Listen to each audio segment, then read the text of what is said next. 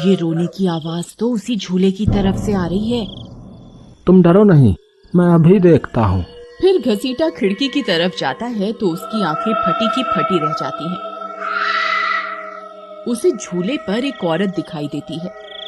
उसने सफेद रंग की साड़ी पहनी होती है और रो रही होती है। अरे निर्मला, जल्दी यहाँ आओ, देखो झूले पर कोई बैठा हुआ है। फिर निर्मला भी जल्दी से खिड़की की ओर जाती है और उस औरत को देखने लगती है। अजी, ये वही चुड़ैल तो नहीं जिसने इस झूले पर अपना कब्जा कर रखा है? तुम्हारा दिमाग खराब तो नहीं हो गया? वो सिर्फ एक औरत है। अजी, भला रात के 2 बजे कौन पेड़ के नीचे झूला झूलता है? अब तुम रुको, मैं अभी बाहर जाकर देखता हूँ। अरे रुको रुको, तुम्हारा दिमाग खराब तो नहीं हो गया जो खुद मौत के मुंह में मरने के लिए जाना चाहते हो? मैं आपको कहीं नहीं जाने दूंगी। तभी वह चुड़ैल अचानक से गायब हो जाती है। ये सब देखकर वे दोनों डर जाते हैं। अरे मर गए रे, ये तो गायब हो गई। मैंने आपसे कहा था ना जी, ये कोई आम औरत नहीं है। तुम सही कहती हो निर्मला, इस झूले में जरूर कोई गड़बड़ है, तभी कोई गांव वाला इसके आसपास जाने में भी डरता है।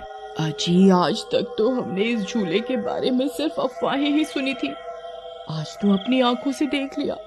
मैं अब इस घर में और नहीं रहने वाली। फिर अगले दिन निर्मला का भाई अपनी पत्नी के साथ शहर से उसके घर आता है। अरे निर्मला बहन, तुम कहाँ हो? अरे भाई, तुम आज तुम्हें अपनी बहन की याद कैसे आ गई? बस ऐसे ही, बहुत दिन हो गए थे तो मैंने सोचा अपनी प्यारी बहन से मिल लूं आज। फिर वे लोग पूरा दिन हंसी मजाक करके बिता देते हैं और फिर रात होने पर, बबलू भाई, तुम नीलू के साथ इस कमरे में सो जाओ, हम साथ वाले कमरे में सो जाते हैं। और हाँ, तुम्हें किसी चीज की जरूरत हो तो मुझे बता देना। फिर इतना बोलकर निर्मला अपने कमरे में सोने के लिए चली जाती है। फिर कुछ देर के बाद नीलू की नजर खिड़की के बाहर उस झूले पर पड़ती है। अजी, इधर आइए, वो देखिए, वो पेड़ के नीचे एक झूला लगा हुआ है। हमारे शहर में तो ऐसा कहीं देखने को नहीं मिलता। चलिए ना, मेरा बहुत मन है झूला झूलने का, चलिए ना। अरे रुको रुको, अभी तो रात हो गई है, सुबह होते ही झूल लेना, अभी सो जाओ। फिर इतना बोलकर बबलू सोने चला जाता है, लेकिन नीलू उसी झूले को देखती रहती है। अजी सुनिए ना, चलिए ना, मेरा बहुत मन है। लेकिन बबलू नीलू की बात को अनसुना कर देता है और सो जाता है। फिर नीलू सोचती है, अरे ये झूला तो एकदम घर के पीछे ही है, मैं खुद ही चली जाती हूँ। फिर इतना सोचकर नीलू घर से अकेले ही निकल पड़ती है और सीधा उस झूले के पास पहुंच जाती है। अरे वाह, जैसा मैंने सोचा था ये तो बिल्कुल वैसा ही निकला। आज तो मजा ही आ गया। फिर नीलू उस झूले पर बैठ जाती है और झूला झूलने लगती है और गाना गाने लगती है। पंछी बनूं उड़ती फिरूं मस्त गगन में, आज मैं आजाद हूँ दुनिया के चमन में।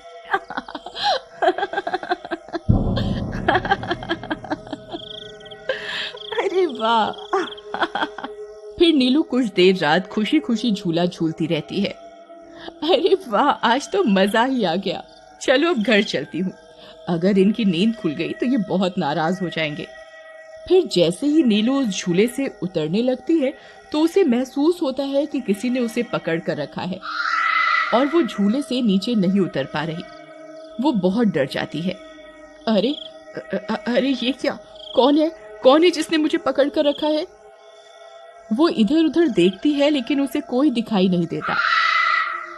अरे मर गई रे, मैं इस झूले से क्यों नहीं उतर पा रही? बचाओ बचाओ, कोई है? अजी सुनते हो, मेरी मदद करो। तभी नीलू की आवाज सुनकर बबलू की नींद खुल जाती है। निर्मला और घसीटा भी उठ जाते हैं और भागते हुए बबलू के पास आते हैं। अरे बबलू, ये तो नीलू की आवाज थी ना, वो कहाँ है? तभी घसीटा की नजर उस झूले पर पड़ती है। उसे नीलू उस पेड़ के नीचे पड़ी हुई दिखाई देती है। हे भगवान, ये क्या अनर्थ हो गया? नीलू उस झूले के पास कैसे चली गई? फिर वे तीनों भागते हुए उस झूले के पास जाते हैं। उन्हें नीलू वहां बेहोश पड़ी हुई मिलती है। हे भगवान, ये तुम्हें क्या हो गया नीलू? नीलू, तुम्हें यहाँ नहीं आना चाहिए था, हे भगवान, अब क्या होगा। फिर वे सब लोग वापस अपने घर आ जाते हैं और सुबह होने पर नीलू को होश आता है। नीलू, तुम ठीक तो हो ना? आज के बाद कभी उस झूले के पास नहीं जाना। उस झूले पर किसी चुड़ैल का साया है। ठीक है दीदी, मैं आज के बाद उस झूले के पास कभी नहीं जाऊंगी। फिर रात होने पर सब सो रहे होते हैं। तभी नीलू की नींद खुल जाती है। उसकी आंखें लाल हो जाती हैं और उसके पैर उल्टे हो जाते हैं और वो घर से निकलकर झूले की तरफ चल देती है और झूला झूलने लगती है।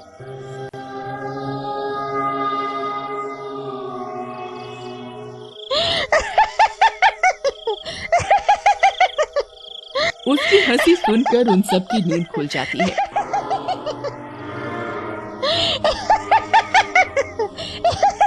निर्मला और घसीटा भागते हुए बबलू के कमरे में आते हैं और नीलू को वहां ना पाकर परेशान हो जाते हैं। हे भगवान, अब ये नीलू कहाँ चली गई? फिर वे सब खिड़की से झांक कर देखते हैं तो उनकी आंखें फटी की फटी रह जाती हैं। नीलू झूला झूल रही होती है। अरे मर गए रे, ये नास मीठी तो फिर से झूला झूलने चली गई। अरे बेवकूफ बबलू, अपनी पत्नी को संभाल कर नहीं रख सकता क्या? देख तेरी पत्नी आधी रात को कैसे झूला झूल रही है। दीदी मुझे माफ कर दो, मैंने इसे समझाया भी था कि उस झूले की तरफ कभी मत जाना। अरे जल्दी चलो, हमें अभी नीलू के पास जाना होगा, कहीं कोई अनर्थ ना हो जाए। फिर वे तीनों भागते हुए उस झूले के पास पहुंच जाते हैं। ए नास मीठी नीलू, चल जल्दी से इस झूले से नीचे उतर। तुझे कल भी समझाया था ना इस झूले की तरफ नहीं जाना, एक बार में समझ नहीं आता क्या?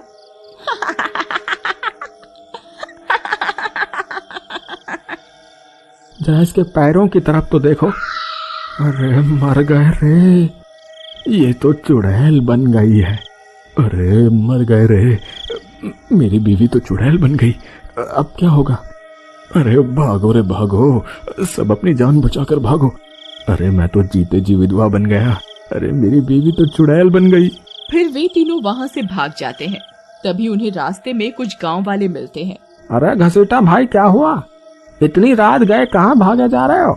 अरे भाई, इसकी पत्नी नीलू शहर से आई थी और रात को वो बरगद के पेड़ के नीचे बंधे झूले पर झूला झूलने चली गई।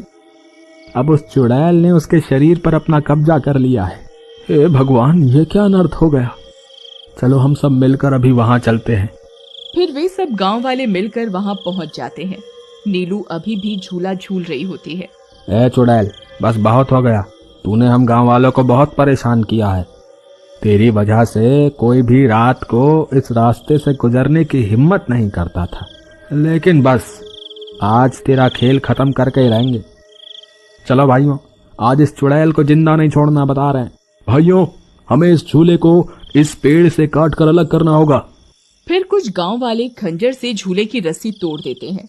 झूला टूटते ही नीलू नीचे गिर जाती है और चुड़ैल गुस्से में नीलू के शरीर से बाहर निकल जाती है। हे गांव वालों, ये तुमने सही नहीं किया।